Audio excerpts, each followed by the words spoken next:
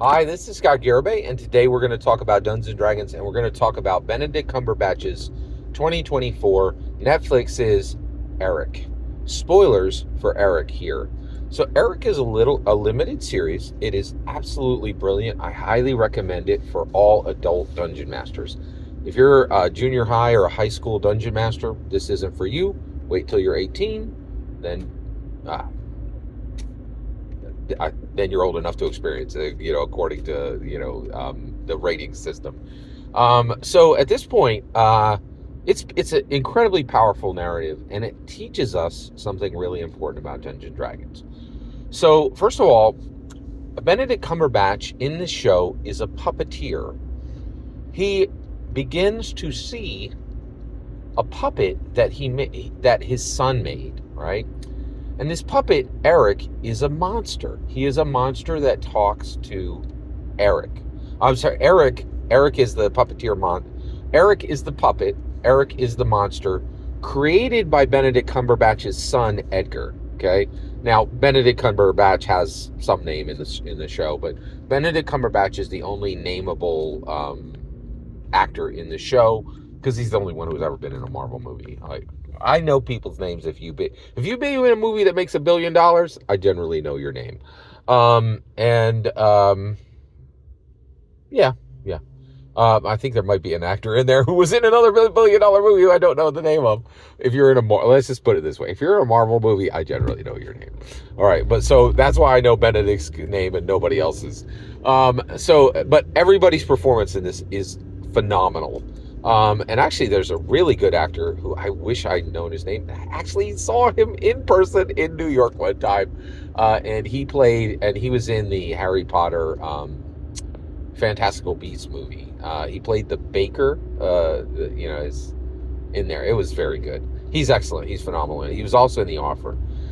Let me stay focused here. So, Benedict Cumberbatch plays this monster named Eric. Okay. And throughout the show, Benedict Cumberbatch is talking to this puppet monster, Eric. He's having conversations with him, but nobody else can see Eric, right? Now, what's interesting is Benedict Cumberbatch did not create this puppet. His son created it. His son Edgar created it. And his son goes missing. Okay?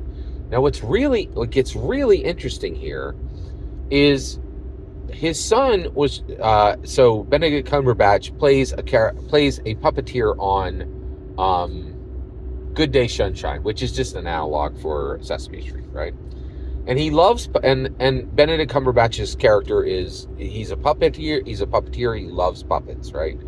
And so his son, his son is like, hey, I have this really cool character I want to show you, and I want you to put him on the show. Well, Benedict Cumberbatch just completely ignores his son, right? Doesn't listen to him. And then his son gets upset because he's like, you're clearly not listening to me, so I'm not going to talk to you about this puppet. And Benedict Cumberbatch says to his son, Edgar, he says, I've been listening to you. The monster is blue, right? And his name is Eric, right? And Edgar, Benedict Cumberbatch's son, says, no, he's not all blue. Just parts of him are blue. And and by the way, I turned this show on, and I was like, what the heck is this show? Right? Like, limited series, what's that mean? I was like, I really wasn't. But the moment this happened, and this happened in episode 1, about the 20-minute mark, I was locked. I was in. I knew exactly what the show was, right? It was a lesson guide on Dungeons and Dragons, right? Now let's get into it. Okay. When Edgar said that the monster was not all blue, just parts of him were blue, I knew that the monster was Benedict Cumberbatch's. It was Benedict Cumberbatch. It was Edgar's father, right? And the blue part was his depression, right? And Edgar was saying, and Benedict Cumberbatch was saying the monster's all blue. And Edgar was saying, no, your depression, Father, is not all of you. It's just parts of you. It's not the whole story. I see you as more than just a big ball of depression. It was like such a profound moment, right? It was beautiful. It was beautiful writing, beautiful character building. It was masterful storytelling, right? But what does it tell you as a dragon master and me as a dungeon master? Well, it tells us that we played Dungeons and Dragons wrong for 50 years. We weren't watching for the signals, right? So we know, right, that when we sit down to create a Dungeons and Dragons character, that is a social contract. It is a social contract with the dungeon master. It is a social contract with ourselves. It is a social contract with that dragon master character. It is a social contract with every other dragon master at the table, right? To honor the life of this dragon master character that we are bringing to life, right? And we know that every dragon master character is a map of our own identity, right? And a map to a new identity that we will snap off parts of and meld to ourselves. And is also an identity vessel that we will put the greatest parts of our own self or the worst parts of our own self onto that character, right? We know this.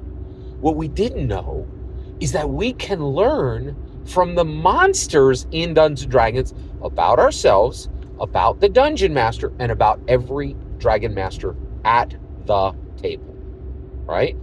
And it comes from which monsters we're pulling out of the monster manual.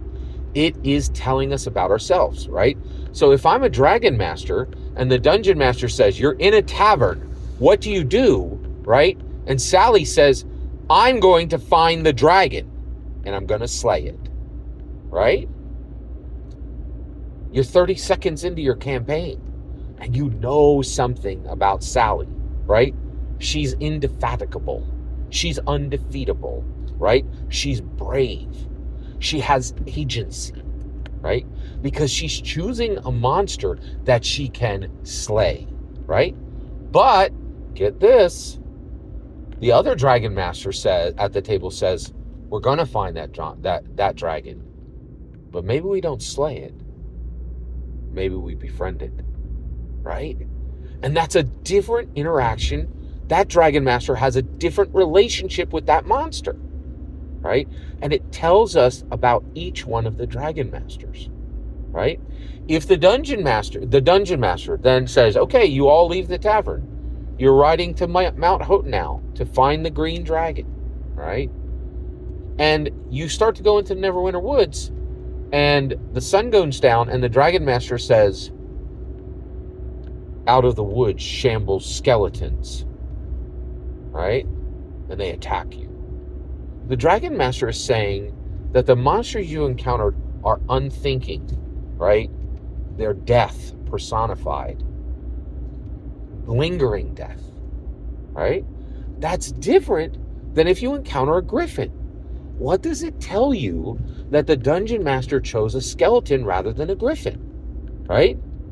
It's difficult to know. Why is it difficult to know? Because we wasted our time on Dungeons & Dragons for 50 years thinking it was a beer and pretzels game rather than realizing it was a hyper-personal narrative that was more powerful than any secular book that had ever been written, right? And that what was happening at the Dungeons & Dragons table was a map to ourselves, a map to each other, and a map to society, right? It was a map to understanding identity at a level that had never been available to any human ever. We wasted 50 years. Let's not waste another day. The next 50 years is about finding ourselves in Dungeons & Dragons, about finding every other Dragon Master at the table, about never, ever, ever allowing anyone to call us a player again, right? About never, as a Dungeon Master, insulting a player by calling them a player. You are a Dungeon Master. You run the world. You are a Dragon Master. You change the world. You are the reason it exists. We wasted 50 years. Let's not waste another day. Every single word you just heard is my humble opinion. Absolutely nothing more. Absolutely nothing less. The important part is when I hear your humble opinion, when you get in the comments and send your traffic. Please consider liking and subscribing and have a fetch millennium.